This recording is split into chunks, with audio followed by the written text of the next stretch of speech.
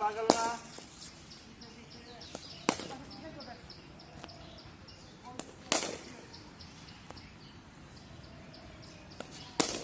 দাঁড়া তো, দাঁড়া, ওই দাঁড়া। হ্যাঁ টাকা ছোট করতো এভাবে দাঁড়া। তোকা এই বডির বাইরে পা দিবিলে, এই যে বডি আছে না, বডি বাইরে যাবে না, এই বডির ভিতরে এই চেস্টের ব্যাপার পাঠাবে না।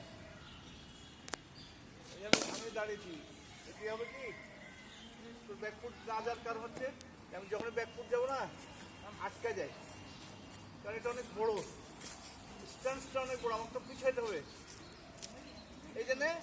আর এটা কিন্তু যাইতে চায় না।